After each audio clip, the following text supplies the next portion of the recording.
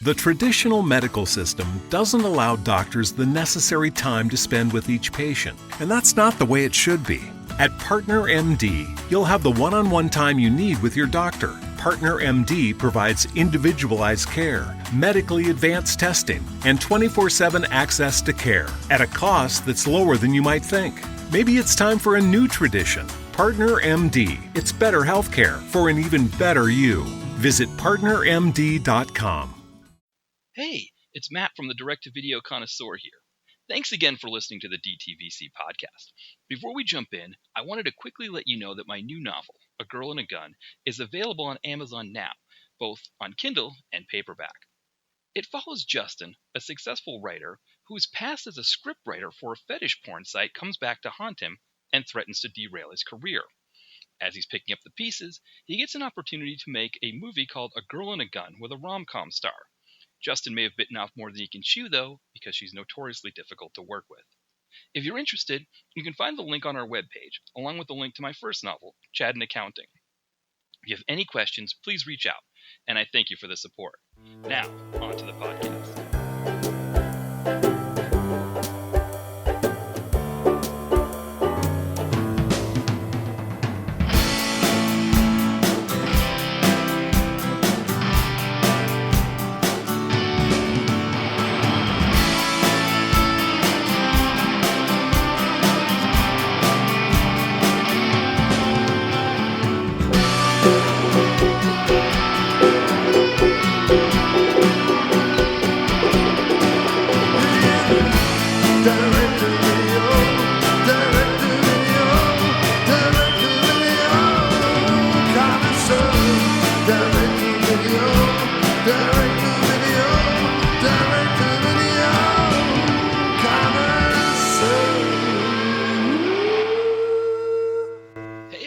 Welcome back to the Direct-to-Video Connoisseur podcast. This is Matt here, and this week I am flying solo. I had some stuff come up in my personal life, work life, that made it hard for me to get a guest. And this kind of thing happened last summer, and I was thinking about just doing kind of like what I did last summer, where I just went on hiatus for a bit.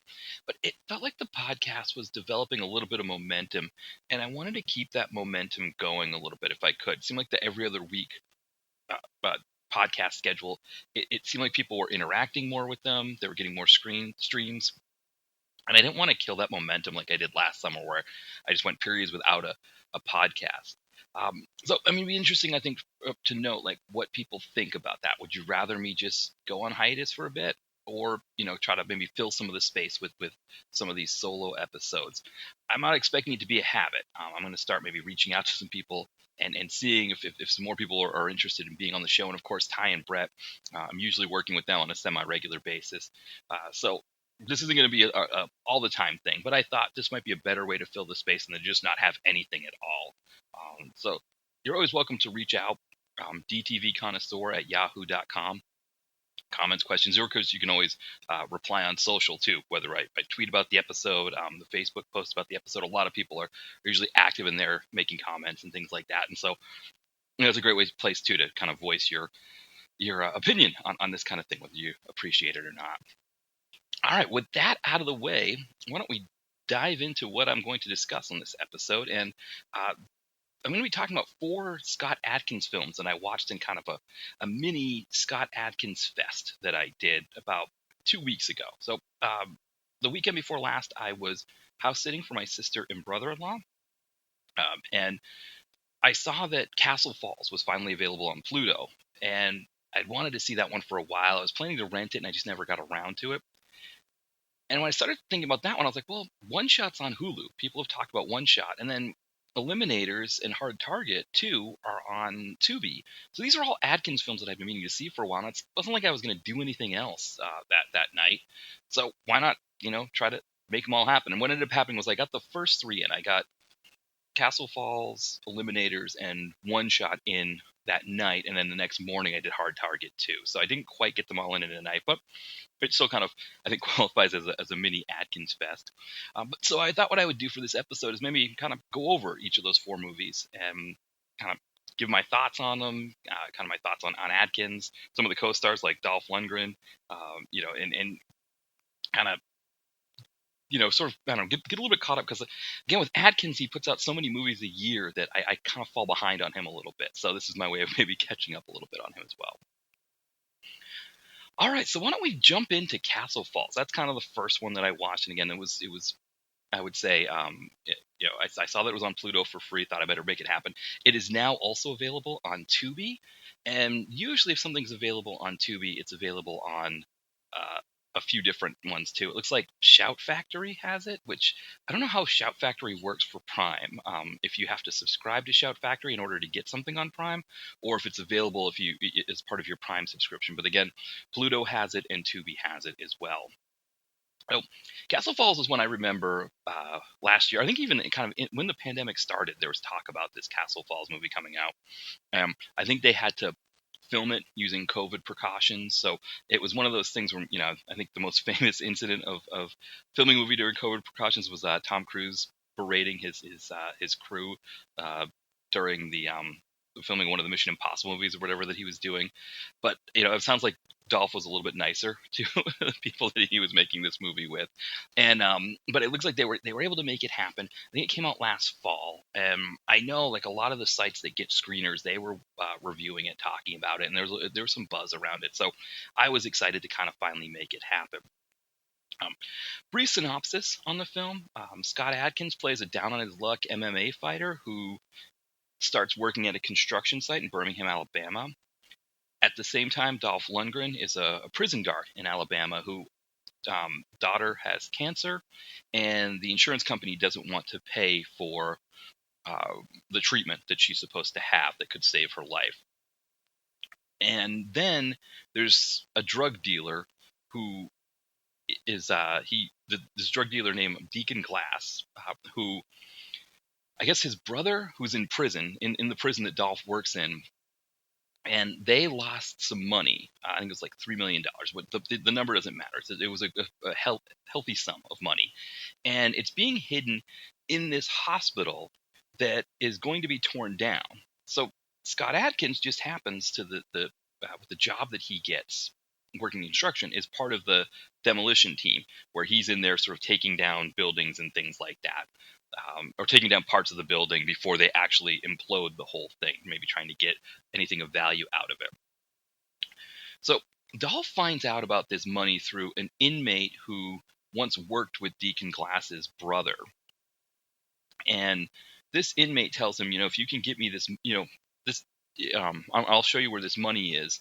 And I think I think it's kind of a way to maybe get some protection in the prison. I can't remember exactly what the story was behind that piece, but anyway, he's tipped off about the money from the prisoner, and he realizes this is his chance to, save his daughter's life if he can get this money. So you've got the drug lord who's planning to go in to the building before it collapses to get the money out. And he's got a team of baddies that are there with him.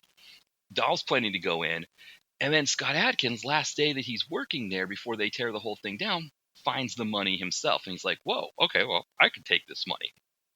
So then, of course, hilarity ensues, right? Everybody's there in the building.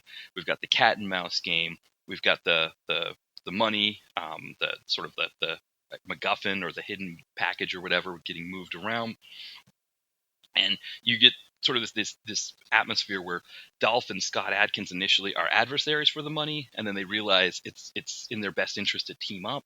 They become friends and decide to fight the baddies together, get out alive, and maybe split the money, do the best they can.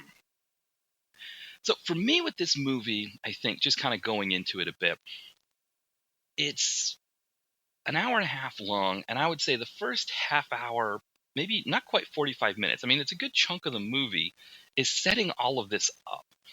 And it is a bit of a drag, I think. I don't know how much we need set up on, for example, on Scott Adkins being a down on his luck MMA fighter. You could just tell us he's a down on his luck MMA fighter, and I would believe you. How much setup do we need with Dolph Lundgren, with the daughter? I mean, maybe for people who live outside the U.S., it might seem hard to believe that a daughter is just going to die of cancer because the insurance company doesn't want to cover a treatment for her that could save her life.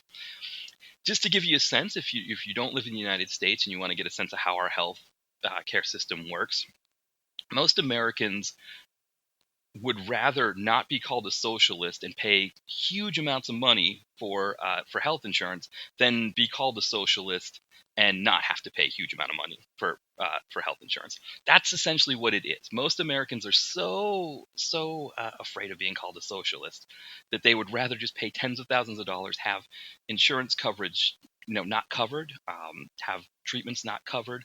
That's essentially what it is. It's a fascinating thing. If you're not from here in the U.S., you see reports like, "Oh, this community pitched in to pay for child cancer treatment," and it'll be like celebrated on the news, like what great thing this community does, and everybody's like, "Why is that nice? No, these people shouldn't have to put up their money to pay for this. We pay enough in taxes. The rest of the world doesn't do this kind of thing." So it's a crazy idea, but in the United States, right, it wouldn't take any setup. You'd just be like, yeah, of course the insurance company's not going to cover that. They never cover anything. It's a fascinating concept with the insurance companies not covering things. It would be like if I paid for electricity, I pay my electric bill every month, and then the electric company's like, yeah, we don't really think you need that big of a TV, so we're not going to cover the electricity for that TV. You have to pay extra for that electricity. That's essentially what how the insurance companies work. Only it's you as a human being, right? Your health, your very existence on the planet is what they don't want to cover. What they don't think is worth paying for, right? Your existence as a human is not worth as much to them at a certain level. That's essentially what it is with the health insurance industry. So the health insurance industry has determined that Dolph Lundgren's daughter is not worth enough for them to pay for a certain treatment that would save her life. So that's why Dolph has to go in here and get this money out. And again, I think for Americans, we wouldn't need much more buildup than that, right? Just Dolph on the phone talking to the insurance company and them saying, yeah, we're not covering it, and just being like, okay, this there's money in here and I can get it. Again, with the drug dealers, how much buildup do we need with them too, right? Money is lost, you need to find it. That would be enough for us as well. But we have this big buildup that kind of pads out the film, and it was a little bit of a drag for me because when we get there, right, especially when we get to the point where Dolph and Scott Adkins start mixing it up, and then having to team up to fight the other drug dealer or to fight the drug dealers, it gets really exciting. It's kind of everything, for me at least, everything you want in one of these sort of who's got the package kind of movies, right? The MacGuffin, the money, the bag of money is moving around from place to place. Who's got it? Who's trying to get it? The cat and mouse vibe. All of it works on a really high level for me, and so it kind of leaves me a bit of split mind, right? Do I like this movie because the end of it is so good? But then, like, if I'm telling somebody to watch it, I know if it was me, right, and somebody said, Matt, you're gonna love Castle Falls, you really got to check this out, I would sit through the first half hour and be like, what is this person talking about? Like, this movie's just a drag. Like, there's no action happening. It's just a whole bunch of this dialogue and build up and everything. So it's, I think for me, just because, thinking of modern DTV, I kind of give this, I tend to grade these on a curve a little bit, just because modern DTV overall doesn't seem to work as well as it did, 20, 30 years ago. So with that in mind, I think this is a very solid effort.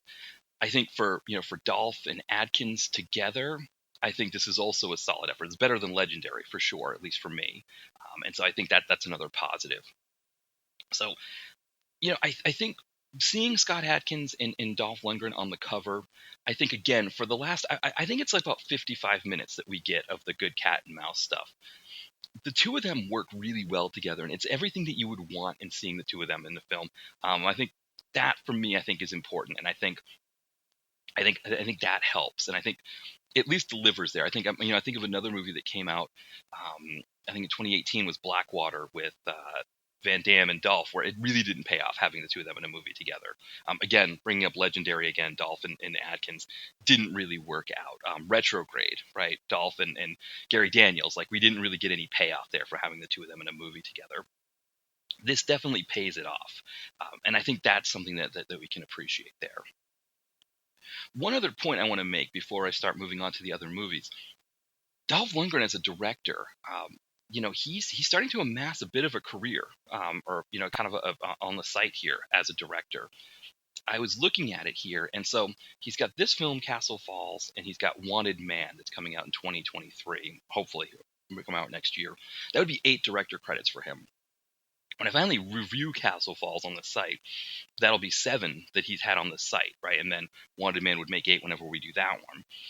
He's kind of closing in on this unique territory of being like 10 director credits, 10 actor credits.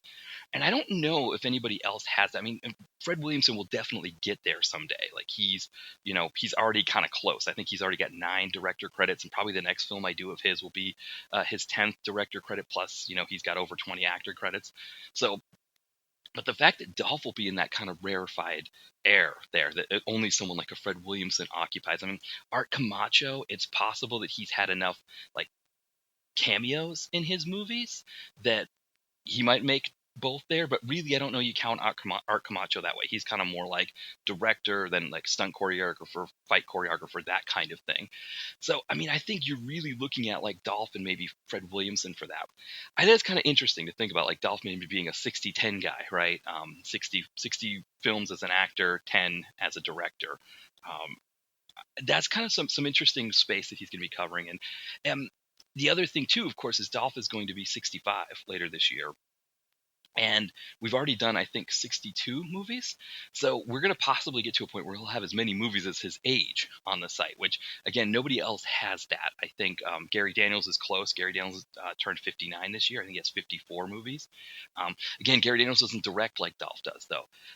It's really interesting to see when you think of how Dolph's career has moved, because I think, you look at that 2010s period where the movies were a little lackluster. It feels like he's coming back. I mean, Castle Falls for sure, to me at least, feels like a coming back. When I think of the movies that he had in that kind of that trio that he had in 2019, Hard Night Falling, Acceleration, and The Tracker, those were kind of lackluster for me in the sense that he didn't have big parts in them. He was kind of here or there. There was almost like The Tracker was a unique one. It almost had like a Godfrey Ho feel where we had this other story going on, and then Dolph was kind of being weaved into it. Hard Night Falling was a fascinating Dolph bait and switch where it's like he's the star of the movie, but we lose him for like 20 minutes at a time. And then Acceleration, he's like playing this baddie who's just sort of sitting in this one room while Natalie Byrne is doing all the action sequences. So this was good, I think, here to see Dolph as both as director, but also as a main character, kind of alongside Adkins, where you're getting a good amount of him in it. I mean, again, Adkins is kind of more the star, but this is definitely enough Dolph here. All right, so why don't we move on to the next one, which was Eliminators. And Eliminators is one that I had been meaning to do for a long time. I saw Stu Bennett, who is listed here as Wade Barrett, which I guess is his wrestling name. But I was a big fan of Stu Bennett in the I Am Vengeance and I Am Vengeance Retaliation movies, and so I was kind of looking for more of his stuff. And when I saw that this existed between him and Scott Adkins, it came out during my hiatus period. So it came out in that period between 2015 or so and 2019, where I wasn't really watching a lot of these movies. And of course, I wasn't posting, I wasn't podcasting, I wasn't doing any of that stuff. And so these movies came in that period. But when I came back after my hiatus and I started watching, I watched I Am Vengeance and I Am Vengeance Retaliation, I was excited to see more Stu Bennett, and I saw that this was available, and I thought, well, I got to check this out. The thing is, it was always available to rent. It was never available to stream. And kind of like with Castle Falls, I have this mindset of, well, if I'm spending, whatever it is, if I've got these streaming sites that I have all these movies that I need to watch on them, sometimes there's a sense of like, why don't I watch those movies first before I start dipping into ones that I have to pay for? And especially a movie like Eliminators, it felt like if I just waited long enough, I'd catch it on Tubi or something like that. And sure enough, that's what happened. Though actually, it was on Tubi once. I missed it when it was on the first time. I ended up catching it now this recent time. I was like, I'm not going to let it pass by a second time for sure. So finally made that one happen. And I got to say, kind of spoiler alert, this might be my favorite out of the 4 I watched. The only real issue I had with the movie is that Scott Adkins is speaking with an American accent, which I'm never a fan of that in these movies. I don't know if it's as bad as like Luke Goss or Bruce Payne when they have to use an American accent. And again, it's not because any of these guys are bad at doing an American accent. They're all fantastic at it. That's not the problem. It's that I don't know. There's something about them using their natural, UK English accents that just sort of lends a little bit more to the film. And maybe it's because as an American, right, we see plenty of Americans acting, right? American action is kind of I don't want to say it's the dominant, but I mean it is, right? Like The Rock, Vin Diesel, all of these guys, they're kind of like it's kind of Hollywood's action. It's Americans, right? And I think what we're seeing out of England now is this really great stuff. The Jesse V. Johnson stuff. You I don't know. There's a lot of really good stuff, coming out, like Avengement, things like that. And I think as we're getting this renaissance uh, of great English accent, or sorry, great English action, I think it's good to start having these guys use their actual accents. There's nothing wrong with, like, as an American, I'm not watching the movie going like, oh, I'm not going to listen to this limey or whatever, dude, whatever. Sorry, no offense to my, my UK listeners, but right, like as an American, I'm not upset that there's somebody from England with an English accent playing an action lead, right? There's no it's not making me turn off. In fact, in a way, I kind of find the movie less remarkable if Scott Adkins is speaking with an American accent, because now there's really nothing beyond his character. Like, I don't know, there's not as much for me to grab onto. So that's one concern that I had with this film. But that's, I don't know, just to quote the kid from Trekkies, it's a minor quibble, right? I don't know that it's like a huge issue for me, because overall this movie really, once it gets moving, it just goes continuously.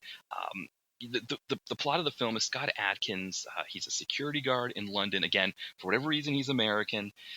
He and his daughter are living there. His wife has passed away, and one night there's a home invasion. These guys come in thinking that he has drugs, when it turns out they're in the wrong house. So Scott Adkins just happens to be a former special agent, and he takes all three guys out. He kills them all. He ends up getting arrested for this, right, for taking these guys out, because they think he killed them kind of maliciously, right? So this isn't like where I grew up in New Hampshire, where in New Hampshire, if somebody breaks into your house, you can kill them. Or in Maine, a very famous case of these three guys that went to confront somebody at his house, and that somebody who was confronted shot all three of them executions. I kind of went behind and kind of shot them behind the head, acquitted of all charges. So in America, you kind of get away with that a little bit more. Of course, it probably depends on a few factors and demographically on whether or not you can get away with just killing intruders in your house. But we seem to accept it a little bit more. In England, his character goes to jail for this, or he's in prison in the hospital, actually, because he's been hit in the head by a baseball bat by one of the assailants. But he's under investigation for these murders. So his daughter is being taken to a social services place, some place that the children are housed that don't have, I guess that their parents are incarcerated. At the same time, his handlers in the United States realize, like, oh wow, he's going to get brought back to the forefront, and they're going to know who he is. And there's a huge, mob boss guy in the United States who has it in for Adkins and wants to see him killed. First thing he does is he hires Stu Bennett, who plays Bishop, a crack assassin who just kind of gets the job done. And so now this crack assassin is after Adkins. But what Adkins realizes is he's not just after him, he's after his daughter. So the first thing Adkins does is he breaks out of the hospital, beats up some police officers, tries to get to where the daughter was. That's where he has his first encounter with Stu Bennett, which is a really great shootout. And then kind of the whole thing just kind of goes from there. We get some really great car chase scenes. Again, we get some great shootouts, some great fight scenes. It all really works with these two. And I think for me, seeing Bennett in this again after seeing him in I Am Vengeance and I Am Vengeance Retaliation just makes me want even more. I'm excited to see what we get next from him. It looks like he's coming back to WWE as well. Looks like he's back to doing some WWE stuff. So it's possible that we may not see as much coming from him. It'd be great to see him working with Ross Boyask again, because Boyask got really great stuff out of him. So we'll see what happens. But between him and Adkins, they had some, again, really great fight scenes. It's kind of, I think with Adkins, a lot of times when he's in a film, it's hard to imagine the person that he's fighting against can beat him. right? It's always like, okay, Atkins is going to take this guy out eventually. But when you've got like really big Stu Bennett there, and yet he's still moving like this really world class athlete that he is, you can see like, wow, this guy's not someone that Atkins can just take down. It's like from a movie kind of verisimilitude standpoint, it makes him a more imposing figure. I think Michael Jai White is someone like that, right? Like if you see Adkins having to fight him, or we think of Triple Threat, right? When Iko Uwais had to fight uh, Michael Jai White, you there's a point where you're like, okay, I mean, can he you almost like see how he can't even beat this person, right? That person's so big, and I really liked that element there. Bennett as like the cold, calculating killer, he had a lot of charisma there, which again, a lot of wrestlers do. I think that's an interesting thing about wrestlers, like because we think of Roddy Piper as being really successful. DTVC Hall of Famer. He's someone who really was able to take that charisma and make it work in the wrestling world. The Rock is an obvious one. By the same token, right, it's interesting we think of Stone Cold Steve Austin and his DTV career. It's almost like he never got parts like this. I mean, if Stone Cold Steve Austin had a part like the one Stu Bennett has in this movie, I think his DTV career would have been a lot more fun. And he never quite got a part that allowed him to have that charisma. And maybe too, maybe the character wasn't written to have that charisma. Maybe Bennett just made it. He infused it with that charisma on his own. But yeah, it was something that really worked for me. And I think this is a movie that, as long as this is going to be on Tubi, I think people really should check it out. It's really really worth it. A few side notes.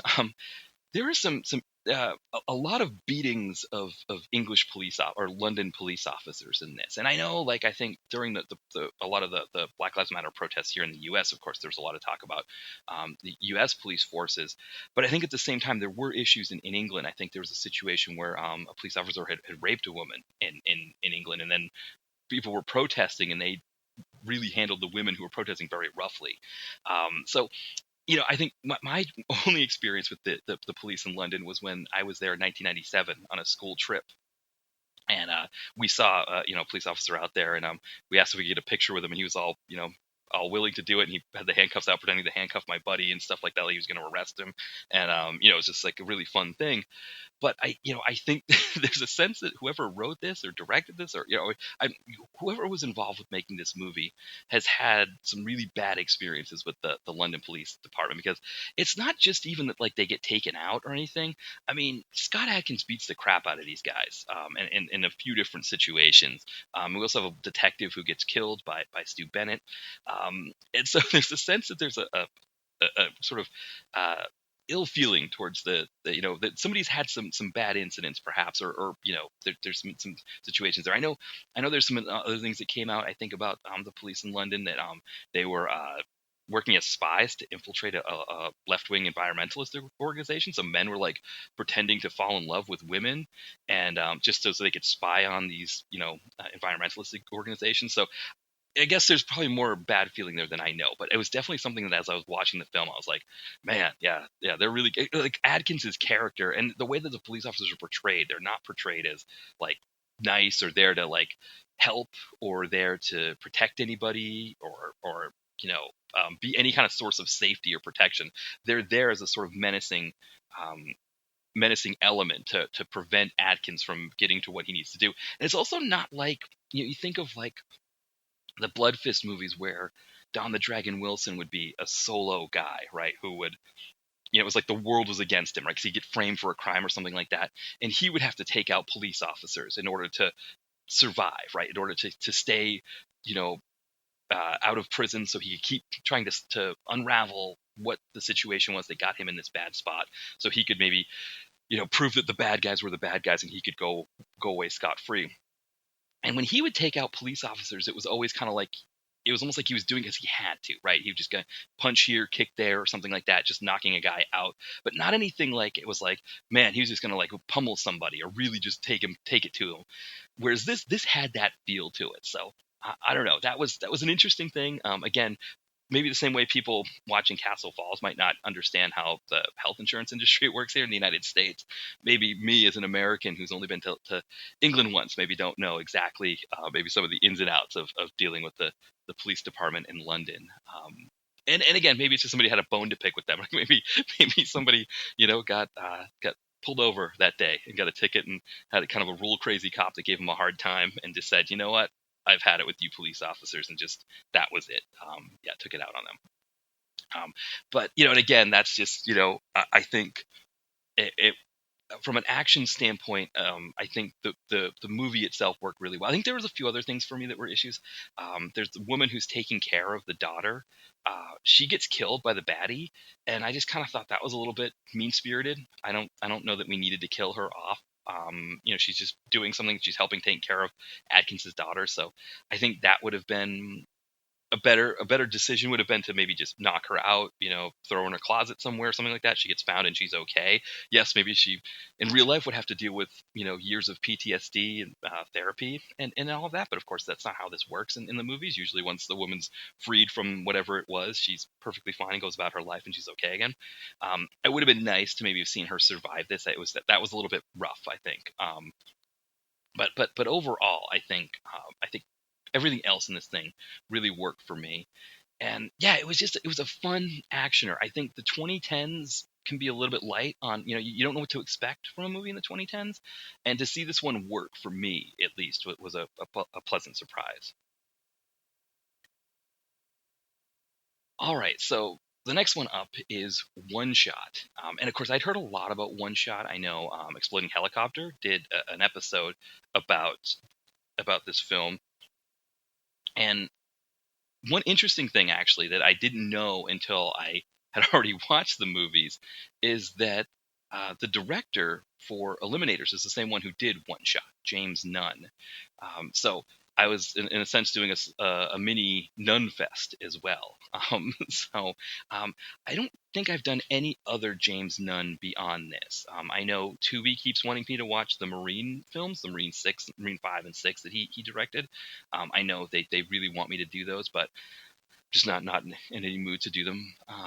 So he directed those as well. But yeah, it's interesting because I think with Eliminators, he does such a great job of just bringing us action on a constant level.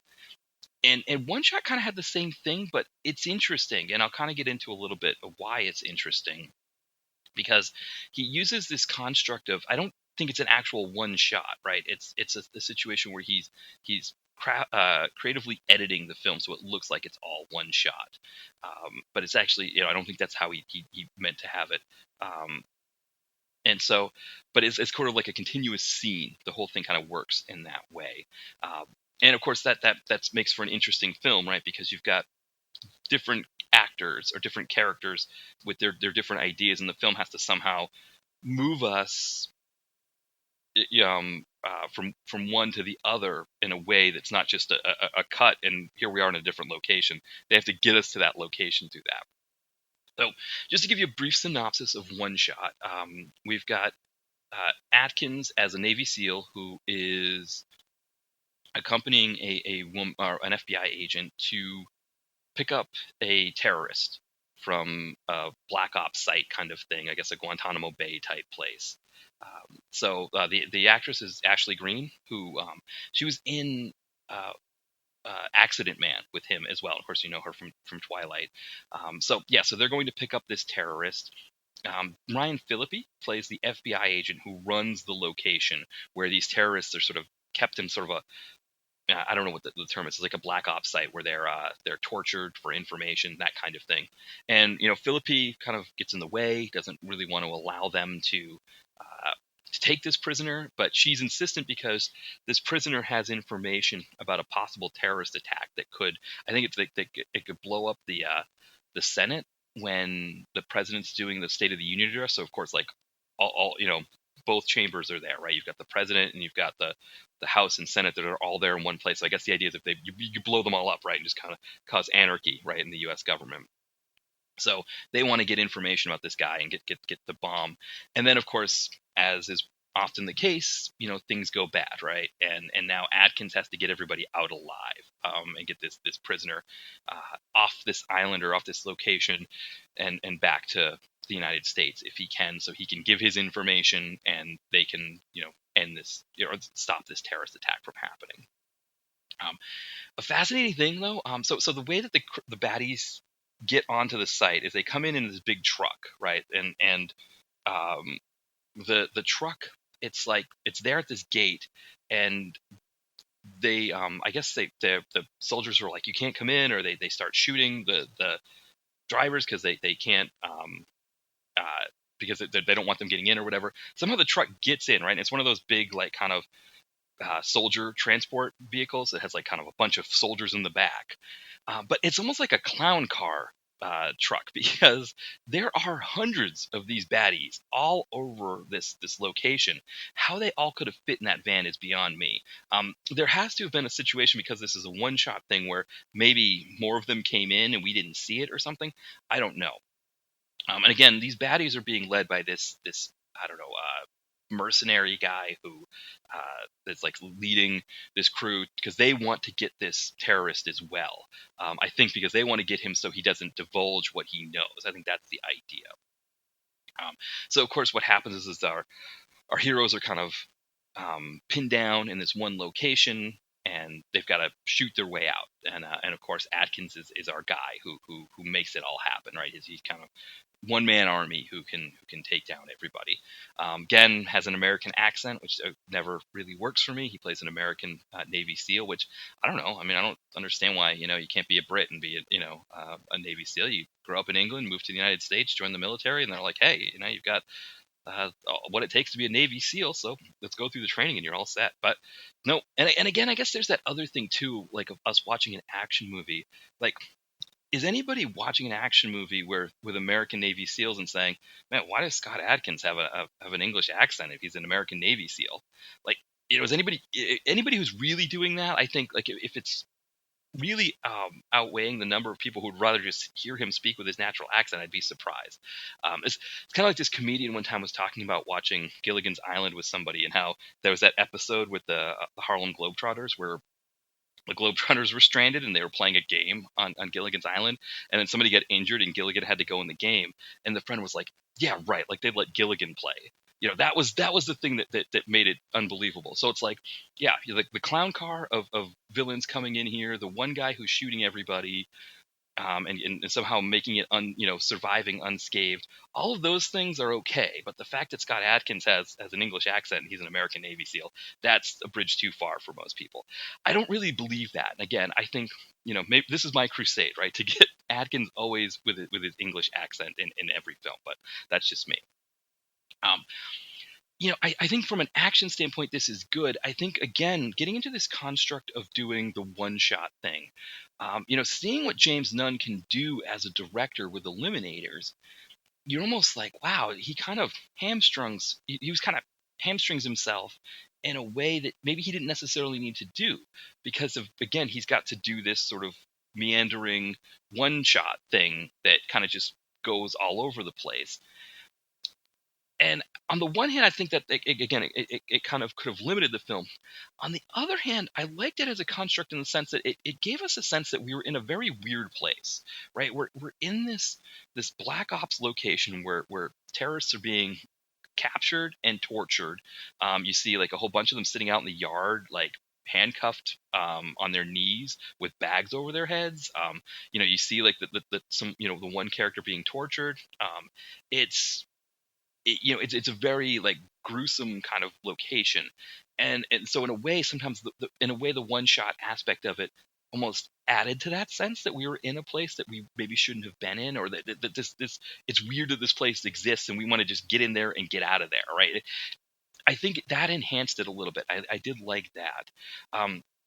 The other thing is that there were a few scenes that I thought came off better because of the one shot thing. I think the big one is one of the mercenaries, or one of the guys, soldiers for the mercenary, this young kid is chosen to be a suicide bomber. So he's getting strapped up, he's getting and they go through a long process of doing this as the camera's following. They're walking, they put the vest on him, people are hugging him, he's getting everything set up, he gets the detonator put in his hand, it's taped, and then of course what happens is when the baddies take over the location, they free these prisoners, but the mercenary who's running everything, he doesn't really have any allegiance to these prisoners, so he kind of uses them as shields to kind of get out there. And the idea is they use the human bomb or they use the suicide bomber to break through the area that Scott Adkins and his other Navy SEALs have kind of hole up in. So they've kind of got themselves into a hallway there, and nobody can really penetrate it because the area is so small and it's hard for them to people to get through. So they use the suicide bomber to just essentially blow everybody up and out of that area so they can get to the guy that they need. And that was a really like strong scene to watch. Seeing this kid knowing that he's about to die. He's kind of crying but trying to stay strong. You've got this the mercenary guy who really doesn't care about this kid's life, right? He really wants him to die, but he's kind of pretending like he cares when he really doesn't.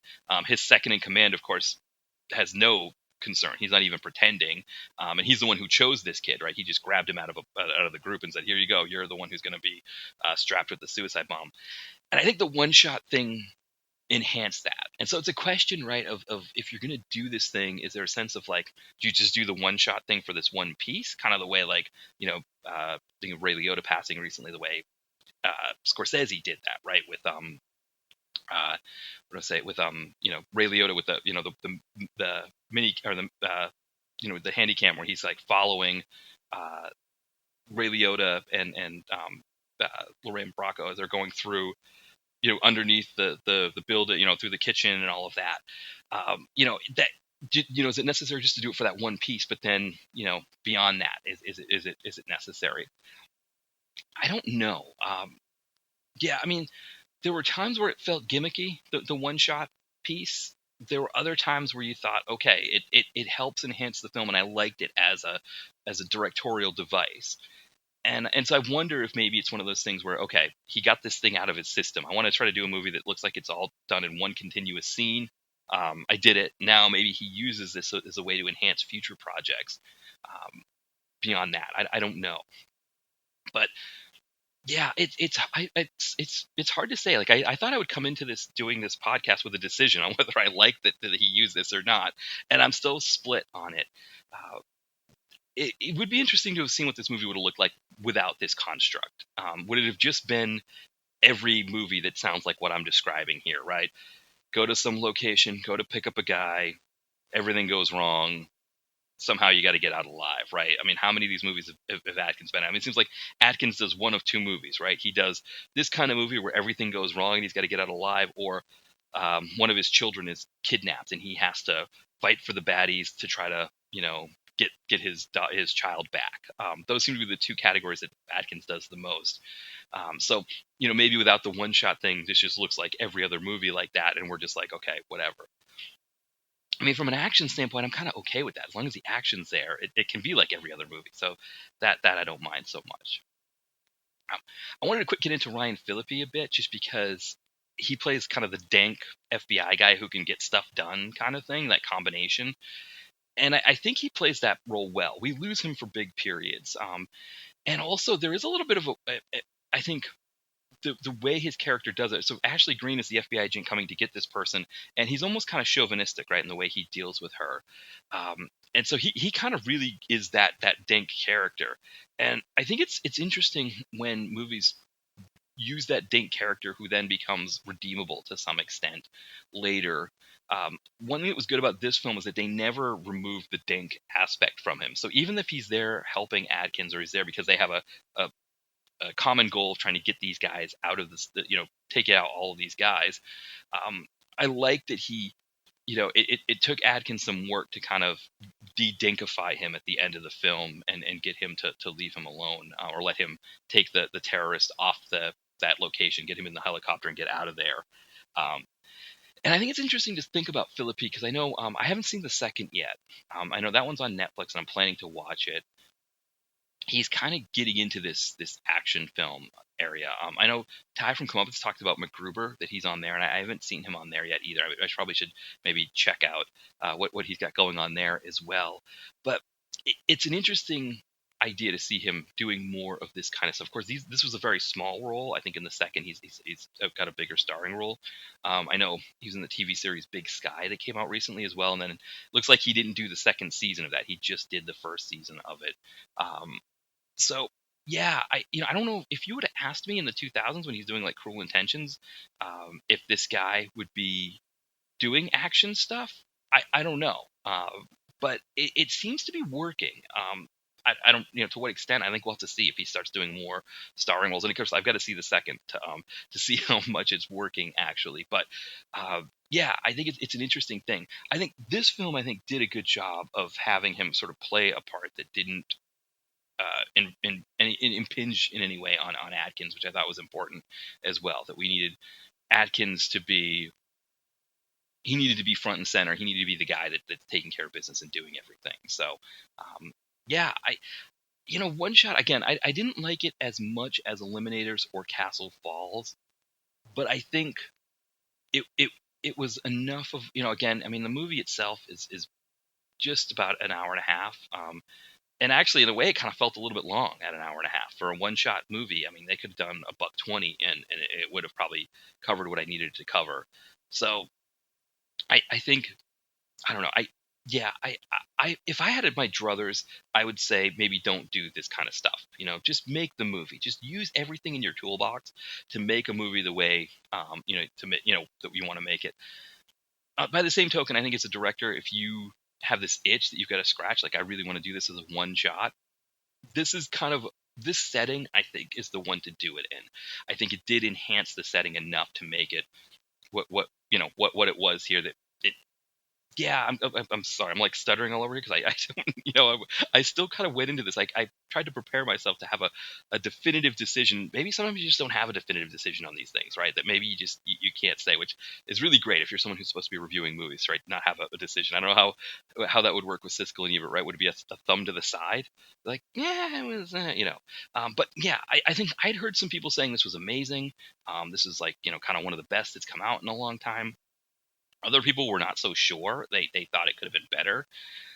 I'm kind of in that category of like, I think it does what I needed to do.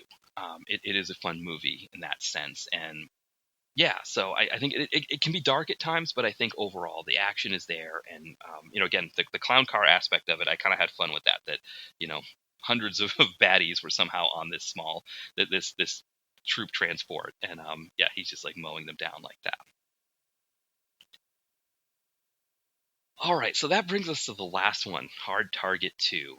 Again, this is a movie that I had been meaning to watch for a while, and so it was on Netflix for the longest time, and then just poof, just I don't, how Netflix is, right? You never know when you're going to lose a movie from Netflix, and of course, me, I just have the movie sitting there and think I'll get to it at some point, I'll get to it, somewhere down the road, and I just never did. I never got there. And so one thing that's interesting about this movie is that I would say, out of all of the films that we're looked at here, it has the most critic reviews. It has 46. None of the other ones have over, uh, I think 35 is the next highest. I think that was One Shot. So these other ones are not as reviewed as this one. So it was kind of a bigger deal when it came out in 2016 that people were looking at it, wanting something big. Um, yeah, once it was removed from Netflix, it made an appearance on Tubi. Like Eliminators, I lost it, had it in my queue to watch, didn't get around to it. Then it came on again, just caught it this time, make sure it was happening. Part of the reason why I was hesitant, film is a buck 44. And you know me, right? If you get over 100, you get over 80 minutes, really, I start to, that's borrowed time for me. So going 104 minutes, that felt like an investment. That's part of the reason why I saved it for last, because I was like, if I'm going to fall asleep, I'd rather fall asleep like, at the 85-minute mark or whatever it was. I did start to fall asleep with One Shot. I will admit that, but it was like, the 85-minute mark. And so 85-minute mark for a movie that's 96 minutes, right? You're only missing the last 10 minutes and you're kind of in and out and you catch it, you kind of, or you can come back and watch it later, with 146 or 144 here, right? That's like another 20 minutes of the movie. That's like kind of a whole story part that's going to that you're going to miss there. So that was why I had left off it for so long. But it's like, okay, I'm doing this Adkins Fest, let's just make it happen, get it out of the way. Of course, this is another one of the myriad Van Damme film sequels. This is a unique one, right? Because it came out much later, right, than the other one. So you had, of course, the Bloodsport sequels. You had the Kickboxer sequels. You had a Time Cop sequel. Universal Soldier had sequels that were on TV. So he's had a bunch. And then, of course, Universal Soldier and Kickboxer, he came back with other sequels that he was a part of. Whereas, like, a lot of the other ones, he didn't have anything to do with the Bloodsport sequels. There were a lot of those kickboxers he didn't really have any until he made those other ones. So Hard Target kind of feels in that vein, right? It's that kind of thing where, like, maybe it was a script that, just your classic dangerous, most dangerous game idea. Let's slap on Hard Target 2. Adkins kind of feels like he could be in that vein of like a next Van Damme. It feels like out of all the stars that could have most influenced him, feels like Van Damme was maybe the most, so it kind of fit that he would be doing this role here. So I definitely like that. So, I think I went into it with some big expectations. I don't know that they were necessarily met. But all right, let's get in. I'll kind of give a brief synopsis before we dig in and kind of talk about what I thought of it. So Scott Adkins plays an MMA fighter. So again, he's back to being an MMA fighter again.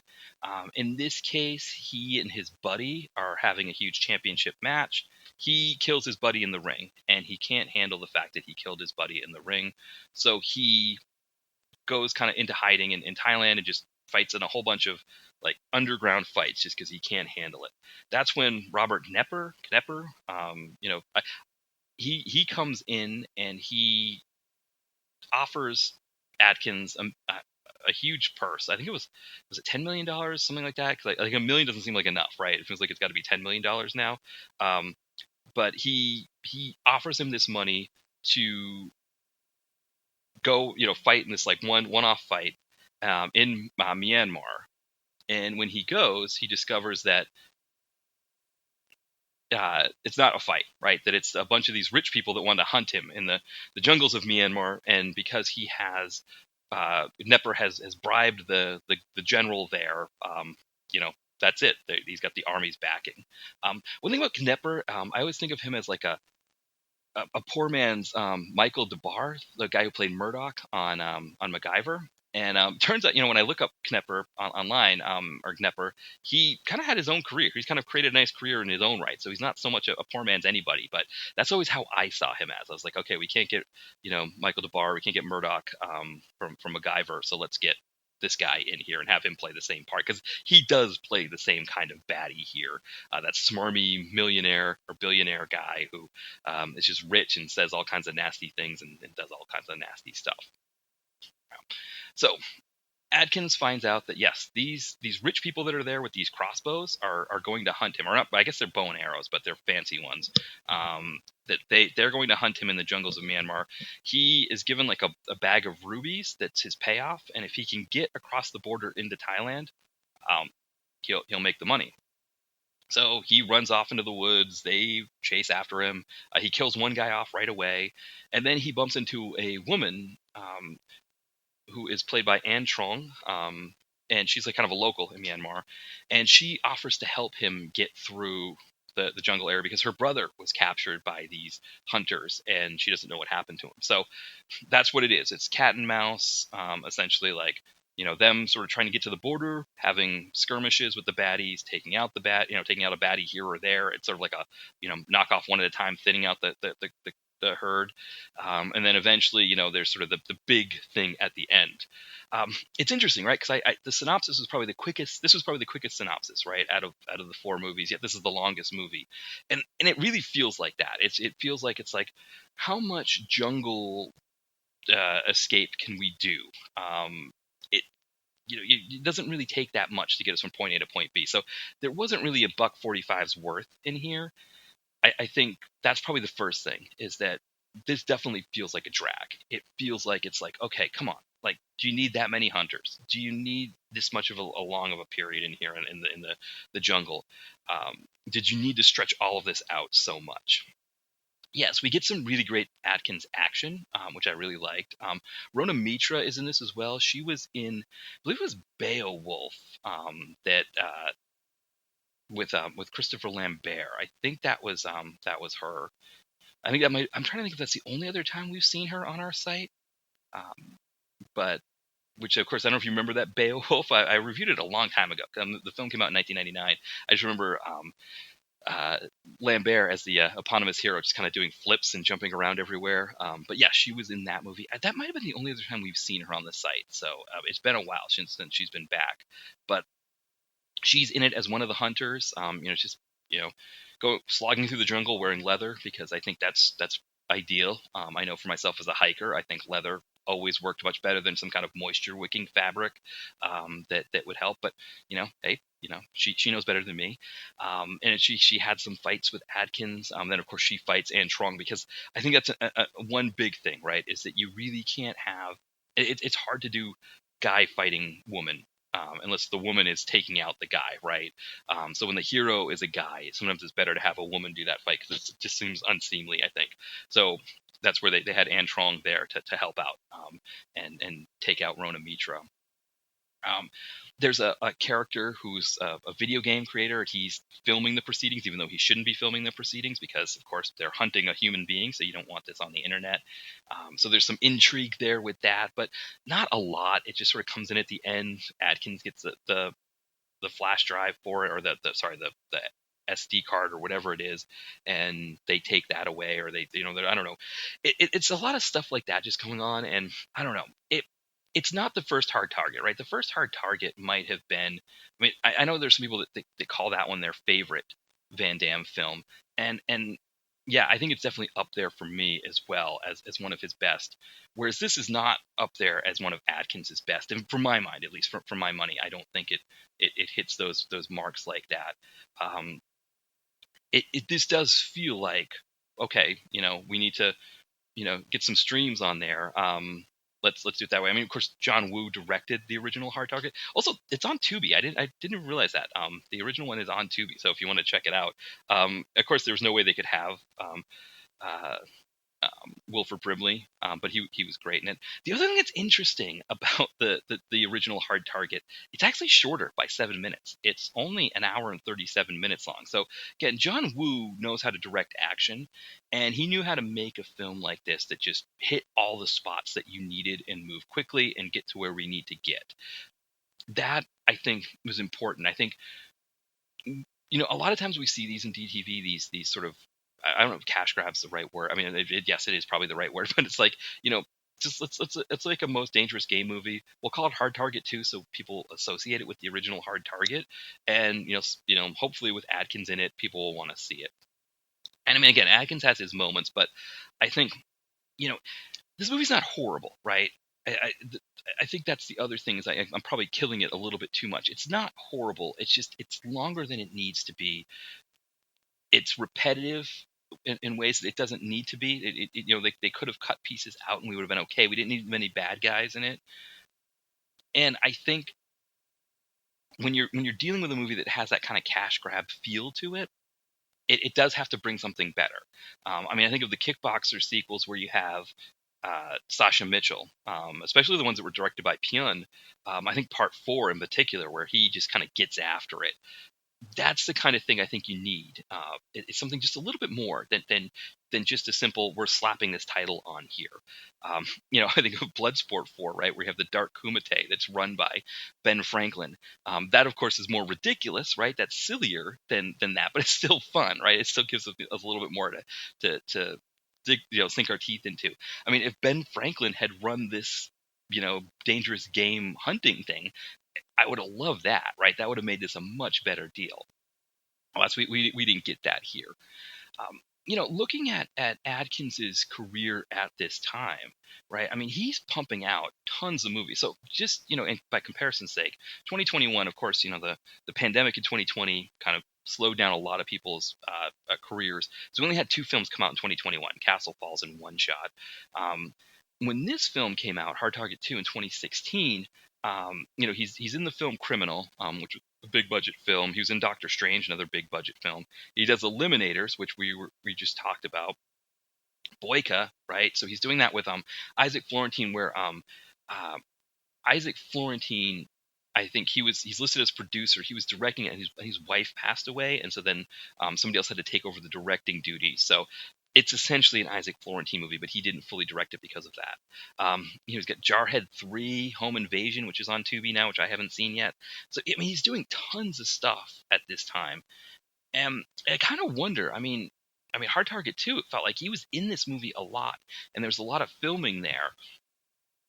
You wonder at some point when this kind of thing takes its toll, because 2017 he's barely in anything, so I guess maybe that's what it was. Um, but it's interesting to look at Adkins' career that way, where you can look at his IMDb page and he almost has his own category for the Oscars in a lot of years. He's done enough films to have his own category. But how many of those movies are really, really great, right? It's hard to say like how much we blame him for that, because again, the 2010s was not a great year for DTV, at least by my stretch. But I think a lot of the people that are on the podcast that I talk to about it, they talk about that kind of thing. And I think Hard Target 2 is indicative of a lot of the things that are wrong with 2010's DTV.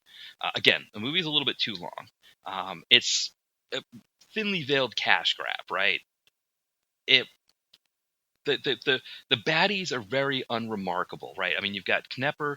He's fun as a baddie.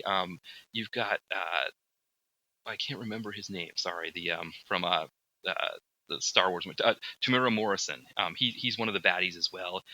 He's kind of fun in this, but for the most part, it's a lot of bro type characters. It's a lot of standard, just like this guy's in it. Rona Mitra is all right. I mean, we could have done all right with just Scott Adkins, Robert Knepper. Sorry, my Boston accent came out there. Tamura Morrison and Rona Mitra. I think we would have been all right with just that crew, and then Anne Trong and the character who played her brother. That would have been all right. But instead, we get all these characters that are just weighing the film down and really are completely unremarkable and not doing anything to help the movie. And this seems to always happen in these 2010s direct-to-video movies. I mean, you watch like the Bruce Willis ones from this period, a lot of the ones that are made in Michigan, Alabama, those places. It's like they're these guys, these bro guys that are in the movies that just seem to be in all of them, and they're all playing the same part. And this kind of had that sort of unremarkable feel to it as well. So I think that's what you're looking at here, something that has some good action in it, but overall, it's the kind of thing that, like, if you put it up against a movie from the 19, if this was made in the late 80s or something like that, beyond the nostalgia factor, you'd look at me like, man, there's so many other movies from this time period that just kill it. But this kind of movie gets away with it a little bit more now. I mean, of course, again, it gets onto Netflix. It lived in Netflix for a long time with a lot of other Adkins films, and I imagine it got plenty of streams before Netflix decided, what, we don't we're running out of space or whatever it is. It's costing us extra money to house all these movies, so let's give some to Tubi. And I have noticed that lately, some of the Netflix movies that were on there, they disappear on Netflix and they appear on Tubi. Larceny with Dolph Lundgren's another one like that. So it probably did what it needed to do. It made its money. It got its streams. I watched it. Plenty of other people probably watched. I mean, it had the highest number of critic reviews of any of these films we're talking about here today. So it definitely made the the waves that it needed to make, and probably got the streams it needed to get. So to that, I guess more power to it. But I think there was that cynicism in the 2010s with direct to video that I think a lot of us got a little bit tired of, right? That it just seemed like, let's get the cash grab out there, throw the movie on Netflix, get the streams, call it good. And I'm hoping, like, what we're seeing with things like Castle Falls is that that's changing a bit. And even One Shot, I think we can make the same point about One Shot. That's a movie where Nunn is trying to do something different. And again, he gave us Eliminators, which excelled. It exceeded the expectations of the 2010s. Avengement comes out in 2019, I think, is another one that again exceeds our expectations. It gives us something more than what we expect from the 2010s. So I think that's my hope, is that we're going to start seeing more of that kind of thing and less of these kind of Hard Target 2 type movies. We'll see. We'll kind of see if we kind of keep doing it, because there is a bit of an advantage to making a Hard Target 2, right? Because it kind of has all the elements that would get it streams. And again, 46 critic reviews. I mean, I think of like a lot of the Bruce Willis movies that come out, where a lot of people just review them because it's like, well, Bruce Willis, it's a big name. I get the tweet out there, people will glom onto that name. A lot of those movies aren't great either. So yeah, I'm optimistic that we're going to see something a little bit better coming in the future for that. All right, before we wrap up, one last thing I want to say about this movie. We've got Byron Gibson in this. He plays the trainer, working with Adkins. I kind of liken him to sort of like a modern Mike Monty. Remember Mike Monty from like a lot of the Philippine films from the 80s and early 90s. And Byron Gibson is always in these Thai productions. So this movie, even though it took place in Myanmar, it was filmed in Thailand. And Byron Gibson just seems to always be in these. It would be interesting. I mean, again, Mike Monty kind of made those movies, right? It was like a kind of a fun thing to watch a Philippine action film and see Mike Monty in it. Or Jim Gaines. And there's some other ones that are always fun to see in there. But Mike Monty in particular, I always like to see him. And it would be interesting to see Byron Gibson get to that level. But again, his characters in these movies, they're not all that remarkable. Sometimes they are. Sometimes they're a little bit more so. But yeah, I'm kind of holding out hope. Fingers crossed that Byron Gibson will be the next. I mean, you can't ever have another Mike Monty, but maybe Byron Gibson in that mold. Who knows? Maybe we do enough of his movies, he'll get a tag on the site. All right, so I mean, it looks like we were able to fill about an hour here talking about these films. Again, hopefully this is something that people found entertaining and worth listening to. Going to try to get back in 2 weeks with a guest. So, I'm going to start putting some feelers out, see what I can find. Before I wrap up, I'll do a few plugs. Usually, right, I let my guests do the plugs, but there's no guest here today. So, again, the big one is the novel, A Girl and a Gun. You can find that on Amazon. If you look up my name, or if you go to the website, dtvconnoisseur.blogspot.com, there's a link to the novel there. Love it. If you want to check it out, you can get it on Kindle for like $5. Even if you don't have a Kindle like device, if you got the app on your phone, you can read it that way. Even if you don't want to read it, if you just want to buy it and have it on your shelf, it's a nice blue color. It might look good if you've got a section of blue books. My other novel, Chad and Accounting, is black. So if you got a section of black books on your shelf, again, they fit in nicely. So you don't have to even read it if you want to buy it. I would really appreciate that. Again, the site itself, dtvconnoisseur.blogspot.com. Trying to do posts once a week on there. And then, of course, Twitter and Facebook. If you found me on there, I usually post the links to either the podcasts or the blog posts on there. That tends to be also where the community starts to live, and people discussing the films. So people don't really comment on the blogger site anymore. Part of that is because I get a lot of spam, so I have to block comments from coming in. But Facebook and Twitter, people a lot of times will retweet, comment, discuss the movies that way, and that's always a fun thing. If you want to email me, it's dtvconnoisseur@yahoo.com. All right. Thank you, everyone, for listening, and hopefully we'll be back soon. All right. Bye, everyone.